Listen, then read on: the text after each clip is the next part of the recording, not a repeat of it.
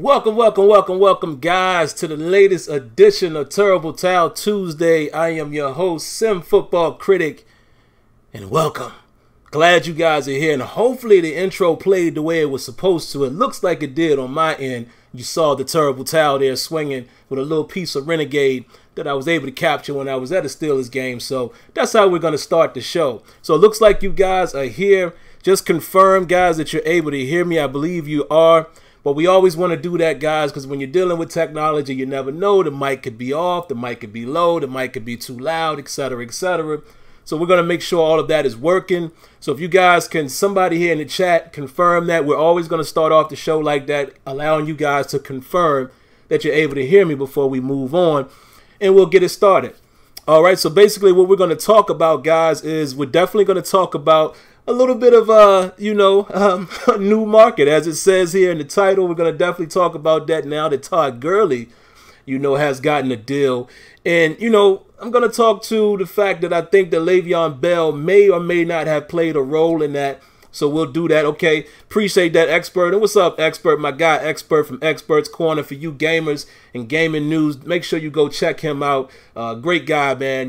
Great community guy for a connected franchise or franchise modes in general. So if you're into gaming, go check out my boy, Expert. And I see Josh is in here, CDJ, Jesse Williams. Appreciate you confirming that as well. So let's go ahead and get started. So what's on the agenda, again, we're going to talk about whether or not we think Le'Veon Bell helped to set this new market, as well as I'll talk a little bit about, training camp starting up. The guys have to report tomorrow, and I believe the first practice is on Thursday. So we'll talk about who we think may or may not be a camp phenom, who we can't afford to get hurt, who has opportunities, what guys at this point do we think might make the roster, as far as long shots and things like that, and we'll do like that, and that'll pretty much be it, man. It's definitely not a whole lot to talk about right now, but we'll do that. We'll run for about 30 minutes or so, and then we'll be out of here. So I believe you guys are cool with that. So let's talk about Todd Gurley. So in case you guys are unaware of it, and I'm actually going to, pull it up right here now, and I'll read the actual deal to you guys that don't know. But Todd Gurley, man, got a contract extension. What he basically was able to receive here, he has a 4-year contract extension worth $60 million, okay? Now, the thing about it is they're saying that Todd Gurley's, his guaranteed money is $45 million. $45 million. Now, the reason why we're going to harp on that amount is because we all know the reason why Le'Veon Bell probably did not get his deal done, guaranteed monies. We understand how that works. Listen, I'm going to break something down really quick, man, and this shouldn't be rocket science to anybody, or, it shouldn't be anything out of the ordinary. If you really follow the Steelers and you understand the Steelers program and how they do business. So a lot of people were wondering, why didn't the Steelers do a different type of deal with Le'Veon Bell? What I mean by that, many people wanted to know why they didn't offer more upfront money. Why didn't they structure it a little different? Why didn't they just pay him what he wanted? I heard that from people. They should have threw the bank at him. I've heard that from folks. They should have gave him 17 to 18 million a year. I heard that from folks. Now let me explain to you one thing.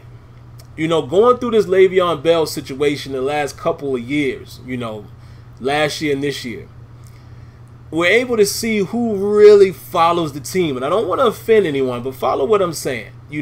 For everyone who's saying those type of things, you guys must don't understand the Steelers organization, number one.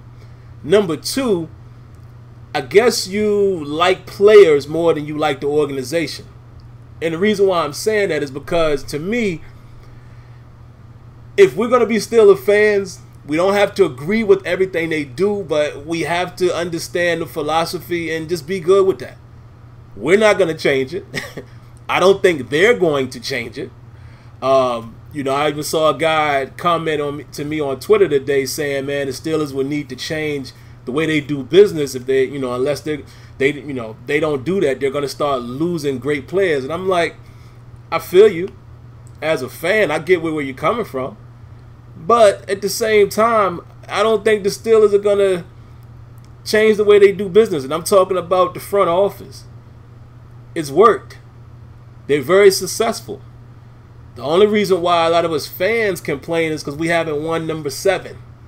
And we haven't put together a string of wins. Like, if it was up to us, we would like to see the Steelers win 7, 8, and 9. You know what I'm saying? Do like the Cowboys did in the early 90s, or do like the Steelers once did in the 70s. But if we're just talking about success, how they do business, it's worked. The only reason why we're saying it, you know, for some who say it don't work is because they're not winning a Super Bowl. And I get it. As a fan, I listen, I can sympathize with that notion as well. I'm tired of my Steelers not getting another Super Bowl because I think we've had definitely a talented enough team to do it. We've had the talent, but we can't get it done. Now, here's the thing. Again, like I said, how well do you know your organization? Are you willing to ride with them? Or are you willing to ride with just one player? And in this case, we're going to talk about Le'Veon Bell. Listen, I love Le'Veon Bell just like the next man. But we've gone through this before. You know, I'll continue to repeat it because, you know, sometimes, guys, you get new listeners. Believe it or not, I get new watchers and viewers every week. But real quick, man, we saw this coming a mile away. And again, are you going to be in love with the players that come to our organization, or are you just going to, you know, be a fan of the team and accept how they do business? It's nothing new under the sun. As far as the Steelers, we know how they get down. So while Bell here is on the screen, we'll talk about how he may have very well reset the market. At first, I was thinking, Le'Veon Bell, if he signs with the Steelers at, again, what we know the deal was, 5 years, $70 million. We later found out, guys, that upfront fully guaranteed money was a little over $10 million. However, he was very likely to make upwards of $33 million over 2 years. That's why I explained to you last week. There's guarantees and there's like absolute guarantees. Absolute guarantees is what's in your hand, what's in your pocket, regardless of what happens. What Le'Veon Bell was getting as far as the $33 million, it was in other guarantees like a roster bonus come 2019 and things like that. Things that everyone that follows the Steelers would have pretty much said he would have gotten them, but it wasn't quote unquote fully guaranteed because if something happened in that first year and the Steelers decided to part ways, then there you go. But it's very likely if he would have signed the deal, he would have gotten the $33 million in the first 2 years and all would have been well. However, I think Le'Veon Bell may have helped set the market now because what's going to happen now, let's put the other guy here up, my man Todd Gurley, who I actually had a chance to meet a couple years ago. For you guys that follow me for gaming, I went to EA Play. Todd Gurley was in there playing Madden. Got a chance to chop it up with him. Good dude. Now, in fact, Todd Gurley has set the market because of Le'Veon Bell. Because I'm really thinking that I didn't believe this was going to happen, but I think the Rams organization looked at who they have in a Todd Gurley, and I believe that maybe Todd Gurley's agent looked at how the Steelers handled the situation, right? Now, everybody knows how the Steelers does business, but I think if I'm Todd Gurley's agent, I don't know for sure, but we go into the situation like this. Look, this guy didn't accept that $70 million.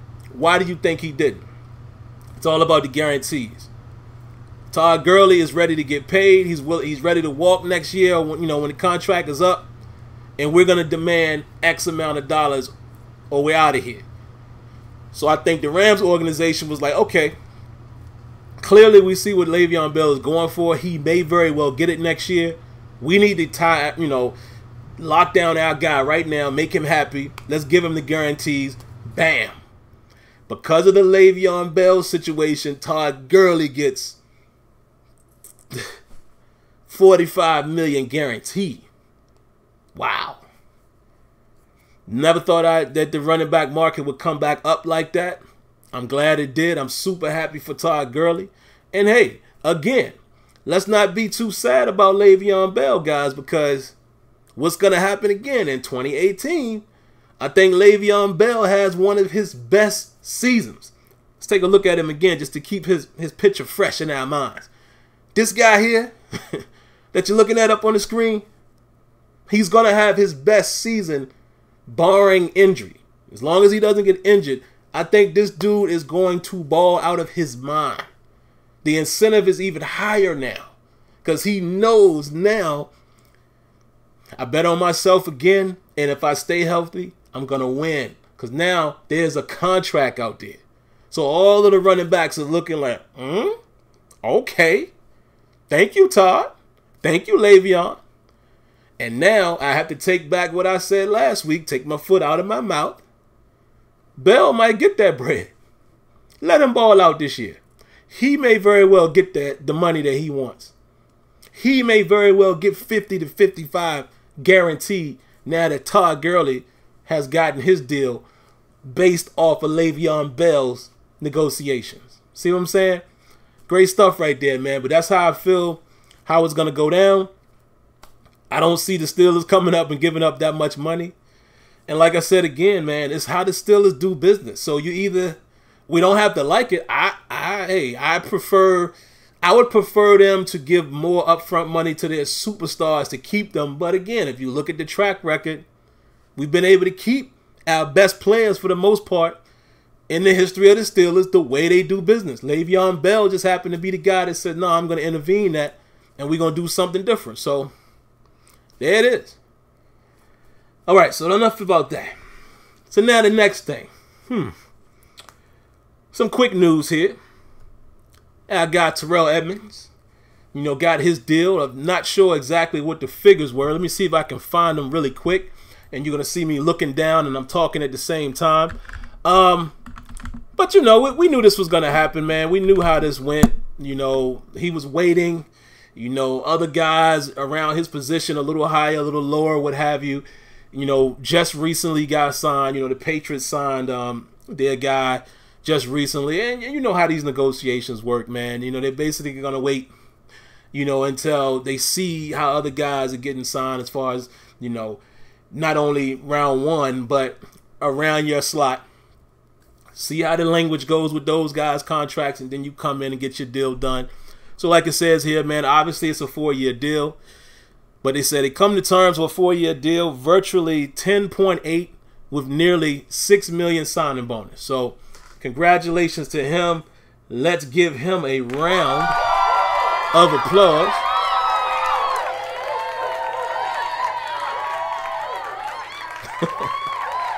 So a round of applause to Terrell Edmunds, man. Listen, it's great, man, to see these young kids, man.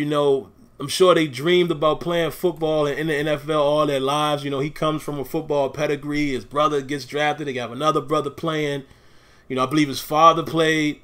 So it's beautiful, man, when those things happen. Another young brother being able to make some money.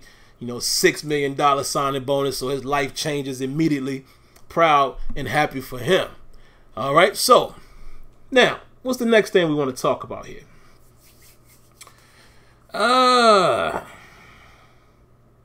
Next question I have for you guys, and then I'm going to look at the comments, and then we'll be up out of here. Going into training camp, we know they got a report tomorrow. I believe the first practice is Thursday.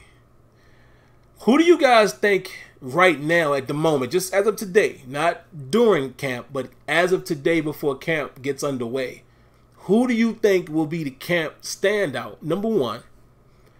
And number two, who do you think is the most important in terms of not getting injured? Couple good questions for you guys. So again, who do you think might be a camp standout as well as performing in preseason? And who can we not afford to get injured during the preseason and or training camp? So I'm going to give you my camp standout. I haven't really put a lot of thought into the injury one, so I may or may not answer that. I may just take a look at, what you guys say and read off of your comments. I thought long and hard on this, man, and there's so many positions where I could go.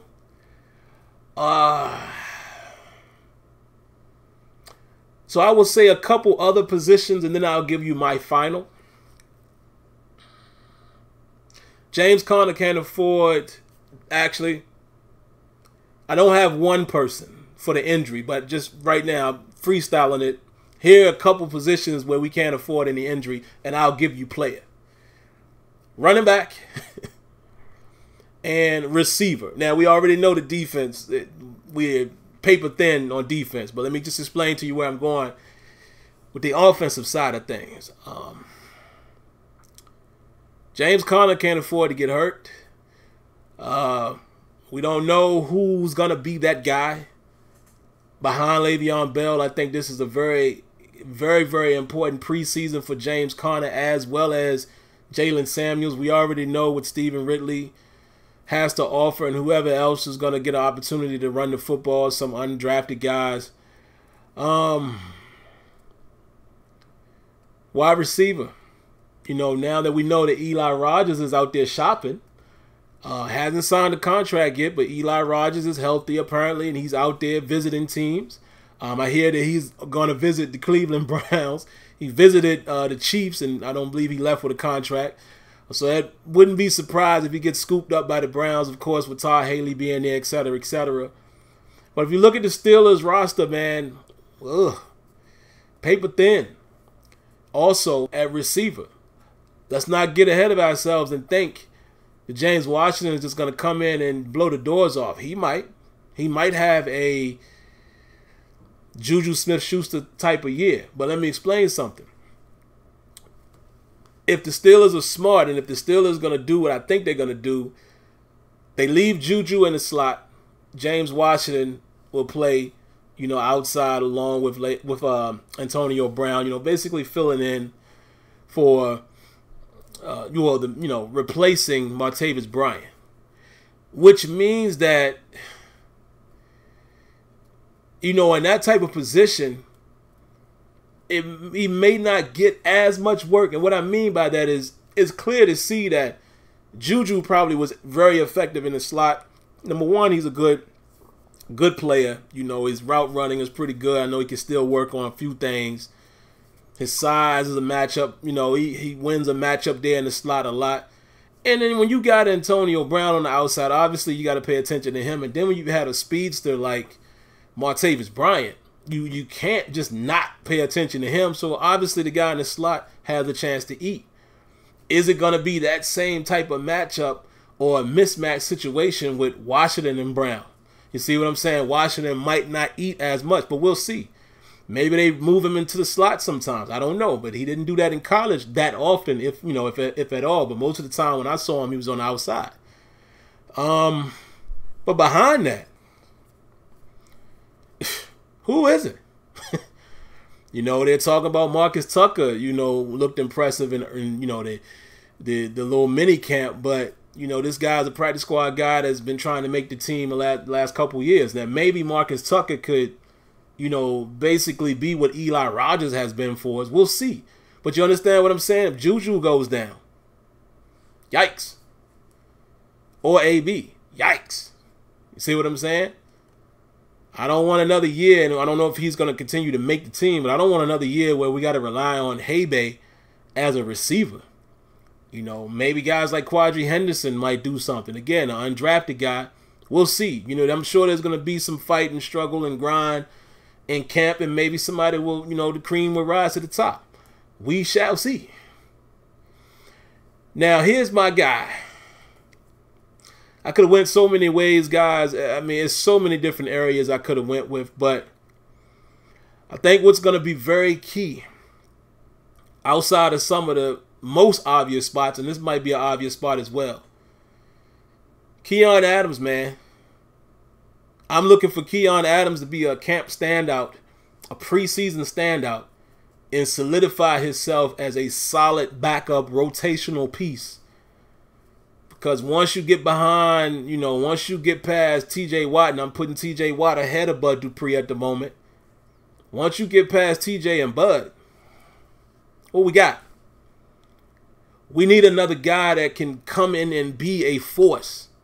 Somebody, even if it's just situational, just giving those guys a breather. Somebody that we can use that can generate some pass rush or even allow us to get a little creative. You know, if we want to use Watt or Dupree on the opposite side and then bring in Keon Adams, you know what I'm saying? That's my guy. I need him to be a standout because we are thin at outside linebacker. We are thin at middle linebacker. I don't necessarily need our corners, backup guys to be standouts. You know, I just want to see improvement from Cam Sutton because I'm expecting and hoping and just putting it in the air that we're going to have a healthy Joe Hayden that's doing his job. And maybe a more improved Artie Burns, or possibly if Artie Burns ain't doing his thing, this is why I need Sutton to be able to step into that role. And hopefully we get the same production or better out of Mike Hilton. And then guys like Brian Allen, you know, they're going to get an opportunity as well, but not too much worried about those guys, the backup guys, having to be standout. Same thing with safety. Of course, I hope Terrell Edmunds is going to, you know, do his thing, which I know he's going to get playing time regardless of who's going to be starting free and strong. Edmunds will see the field. He's going to see the field in sub package. I really believe that. And hopefully a guy like Marcus Allen can hang on and make the squad. Maybe he can help us in some of these situations, you know, being more of an inbox guy, a guy that can hit. So I'm rooting for him. But I need Keon Adams to be a standout. We need pass rush. We need pass rush. That, to me, if we don't have the best corners in the world, we don't have the best safeties in the world, and, you know, we're trying to get a better secondary. We got a different core going out there this year. We're going to need pass rush to help coverage. And we need to get at least one more guy outside of the would-be rushers in Dupree and TJ Watt. And, you know, whatever you can get from Cam and then Tuitt, and hopefully Tuitt bounces back this year. Whatever you can get from them guys are a bonus, icing on the cake. But I'm talking about the primary rushers. I don't want just Watt and Dupree to be the only thing that we can count on. I would love another guy that you can throw in there in situations, i.e. Keon Adams. That's who I need to stand out. And we'll let the chips fall where they may as far as inside linebacker, whether it's going to be Metakevich, Bostic, Matthew Thomas, if he makes the squad. We'll see. We'll see. All right, so that's all I got. So now let me take a look at a few of you guys' comments, man. Looking at a time check here. We'll let this run for maybe another 7 minutes or so, something like that. See what you guys got for me. So let's see. Going to stop here at start here at the top and work our way down. Let's see.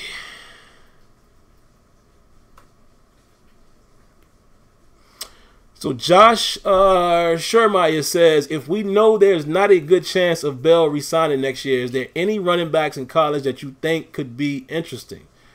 Bryce Love. I like Bryce Love. But I'll be honest with you, I got to look. I can't think of all of the running backs right offhand. I'm going to have to do my homework this year now that we're going to need a running back.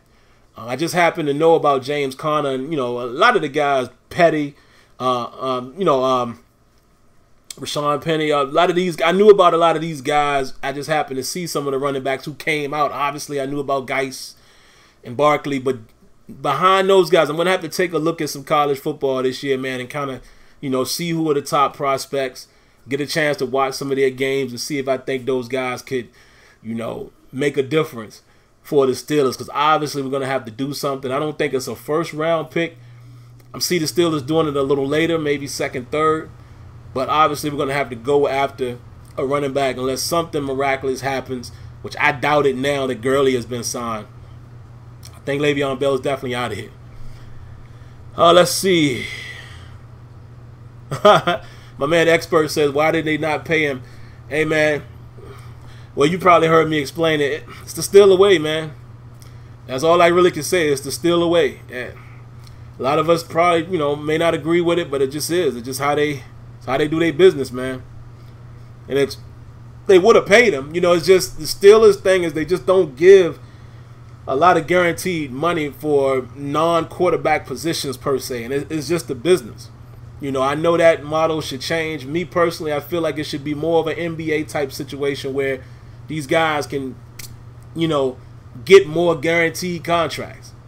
You know what I'm saying? Like, what if they would just be like, look, he's going to get $70 million, 5 years, guarantee, whatever the guarantee is. I just wish they could do that. Because honestly, you probably could get away with a smaller contract if you could do the guarantees. You feel what I'm saying? Like, for example, let's say Bell, you would have guaranteed him the same amount of money. Say you guarantee him $40 million, $45. You might could have did a 3-year, $45 million contract. You see what I'm saying? And it's funny, my mom is FaceTiming me right now, guys. She's forgetting what I'm doing right here. But yeah, you know, you could have done maybe like a Kirk Cousins situation, and you know, 3 years. Well, they ain't gonna do $84 million, but y'all understand what I'm saying. Maybe if they start doing that, excuse me while I look down here for a moment, guys. But maybe while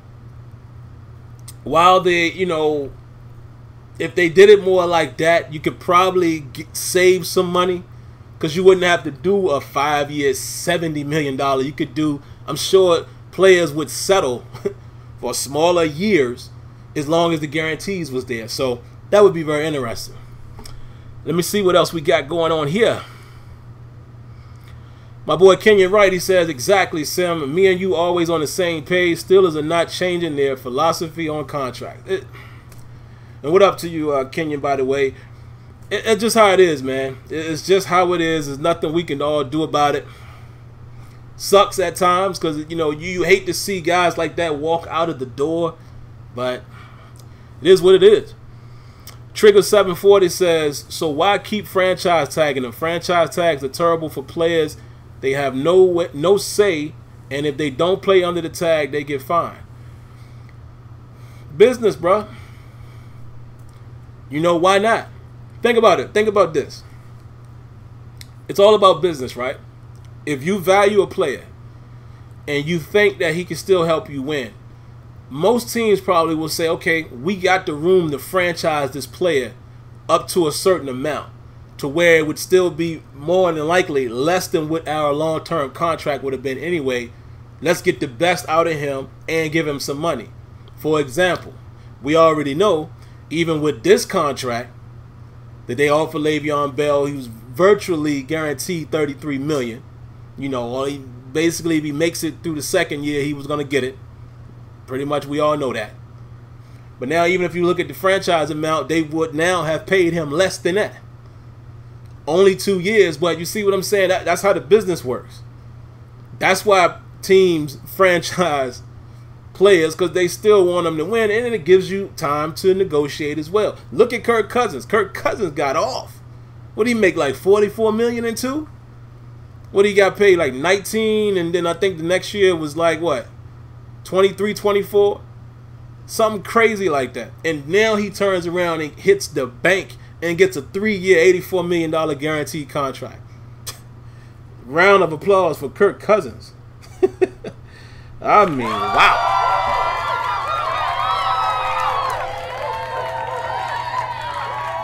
I mean, Kirk Cousins got off.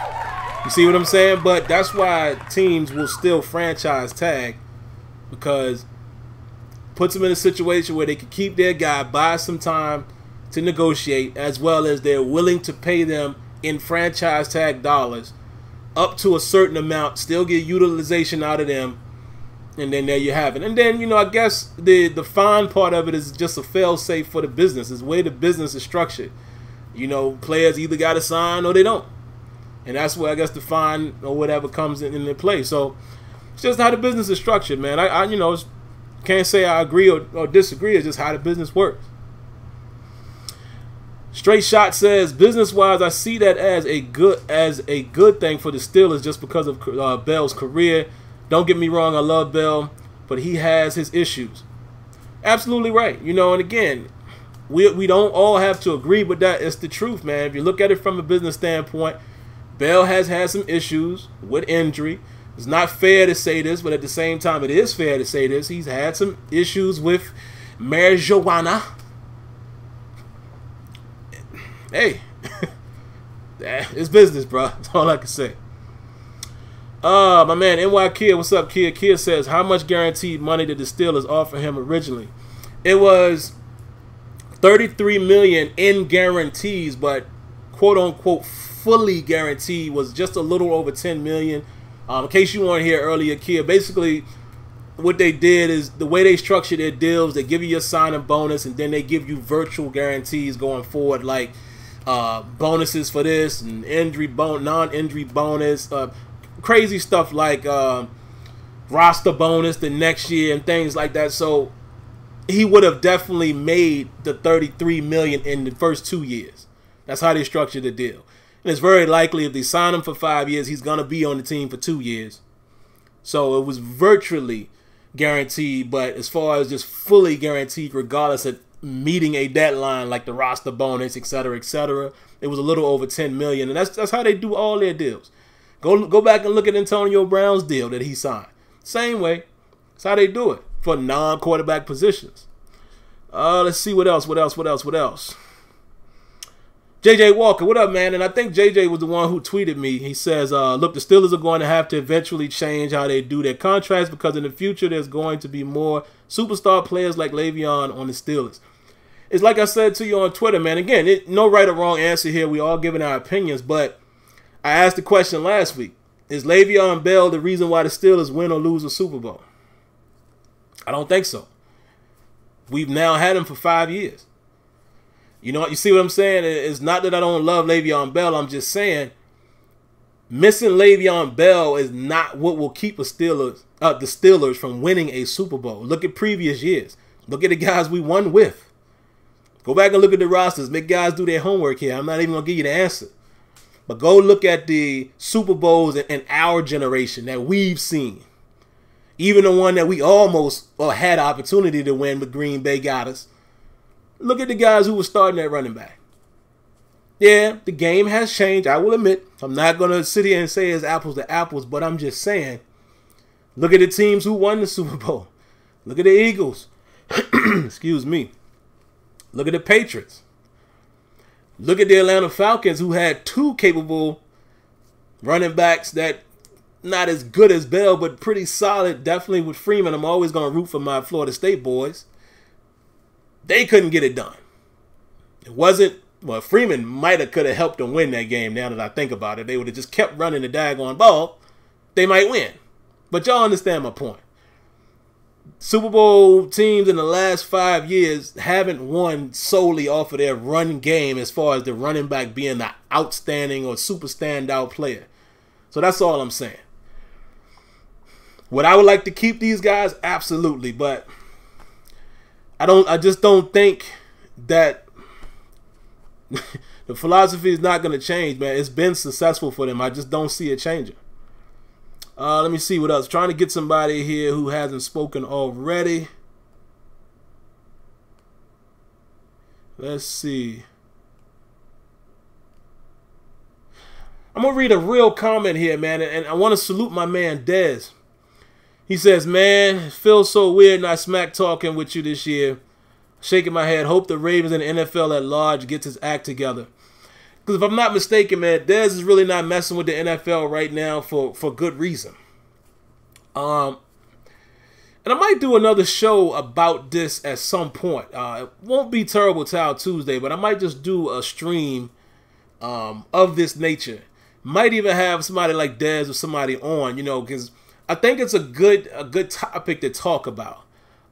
Just to be really brief with it, we all know what's going on with the NFL, especially how they're treating their players and the national anthem and, the whole Colin Kaepernick situation. And it definitely feels like from a business standpoint, it's just not the players, particularly the African-American players are not being respected. It's kind of crazy out there. And like I said, I'll save some of the terminology and some of my real feelings for another show.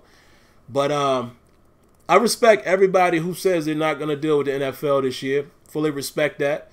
I guess the way how I'm dealing with it is like,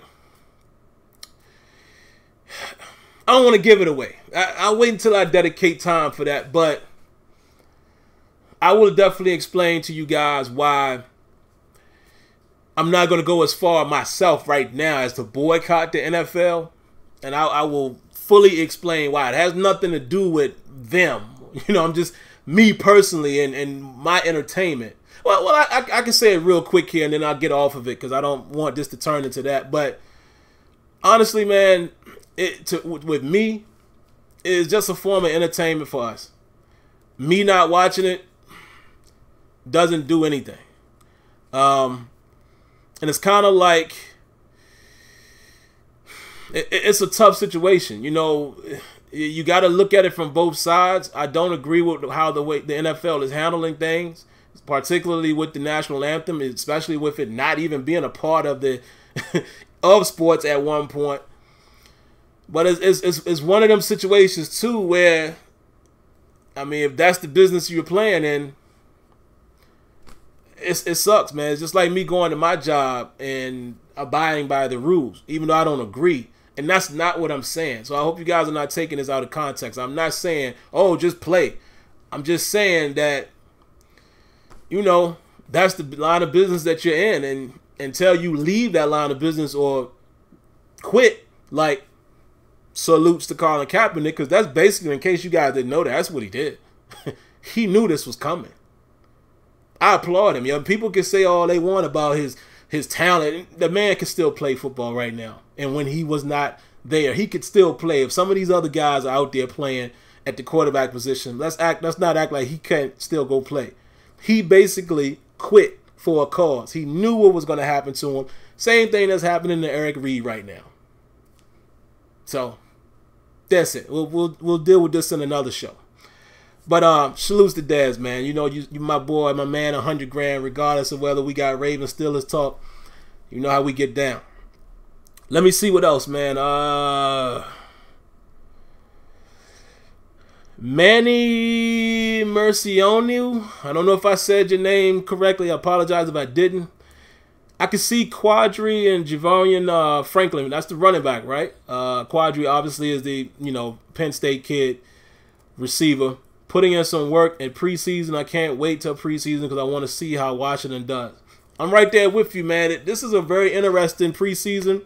I'm going to be tuned in a lot. I might even go to a preseason game, man. We'll see. I might even go to one this year because I plan to go to a regular season game anyway. But we'll see. But this is going to be a very interesting preseason, particularly at the running back position because, again, there's not going to be any Le'Veon Bell, and it's not like Bell would play that much anyway. But now you really have something to play for, knowing that this guy's probably on his last season. See what I'm saying? So that's going to be very interesting to see. Read a couple more here, guys, and then we'll be out of here. Alan Woodall says, I've been a Steelers fan since the 70s. We will be okay. We got our quarterback of the future with Mason Rudolph. I tend to agree with that. We have to see if it translates, but I tend to agree with that. The Steelers win Super Bowls when they had great defenses. Blitzburg, baby. That's what won us them Super Bowls. Those Dick LeBeau, and I'm talking, you know, after, obviously, the Steel Curtain, but I'm talking more of a recent era. The overall #1 defense, or 1 against the run, and 2 against the pass, or 2 against the pass, and 1, you know, I mean, you know, flip-flop. Those was the teams that won us Super Bowls. We got to get back to that. Because if our defense can be what it used to be once was back in the day, it ain't going to really matter what running back is out there. We just need somebody who can be serviceable and definitely get the, you know, get some contributions from tight end. Things like that. We could be fine, man. With or without Le'Veon Bell. And I want you guys to give Dylan McCauley hell. He's in here talking about Go Pack Go. Once again, Steelers fans don't watch other podcasts. I love Aaron Rodgers. I watch the Green Bay Packers on Sundays when the Steelers are not playing because it's always entertaining games a lot of times in prime time. But I'm not watching a podcast or a Steelers, a Packers site. So it cracks me up how you guys that come in and promote other teams. It's weird. I don't understand why you're even watching, but shout outs to you anyway.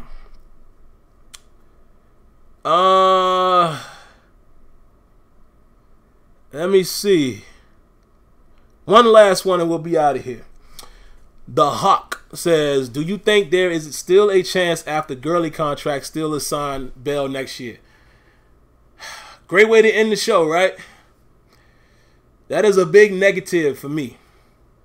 I don't think it happens, man. Because again, it's not about the contract. And I'm not saying the Hawk that you're saying this. I'm just saying this in general for those who will watch this show after the fact. It's not about the contract. You feel me? If that was the case, Bell would have signed. He's set to make $70 million. It's about the guarantees. I don't think the Steelers would poke $45 million guaranteed with a 100-foot stick. They ain't touching it. No way. So I can pretty much tell you guys that Le'Veon Bell is gone after the 2018 season. The only thing that would keep Le'Veon Bell there is if he decides, I want to retire a Steeler, I'm going to make some money, they're going to take care of me, I will stay here and play out my contract to get my money.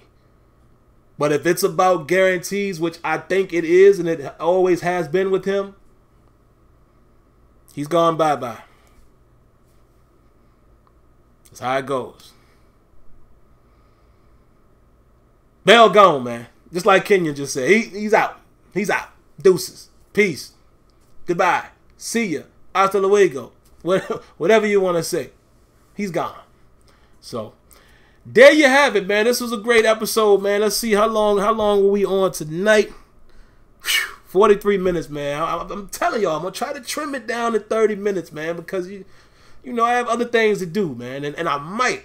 Don't hold me to this, but I might be back a little bit later, man, with some regular gaming streaming. Haven't done that in a while, so I might get back into that tonight because, you know, we're getting set for these new lines of games coming out. Madden's coming, FIFA, the NBA games. So I'm about to get back into the streaming, and I might give a little quick surprise MLB The Show stream tonight. So stay tuned for that, possibly. Won't guarantee that. But outside of that, man, you guys know the routine. If you haven't already, make sure you subscribe to the channel. Don't be afraid to subscribe to the channel, man. Hit that subscribe button. Definitely cut on your notifications. Ring that bell so you know when the next videos are available. And I promise, guys, it will never hurt you to hit that like button. All right? That's going to do it for now. But let's see what comes out of this week, man. They got a report tomorrow and Thursday. They take the field, so I'm very interested to see how this first week goes, man, because it might tell us a lot, maybe not, but I'm really waiting to see when them pass come on. That's what I'm waiting for. But all right, man, I'm going to get out of here. You guys be good. Have a good weekend or a good rest of the week. Be safe, and we'll catch you next week on Terrible Towel Tuesday. All right? Peace.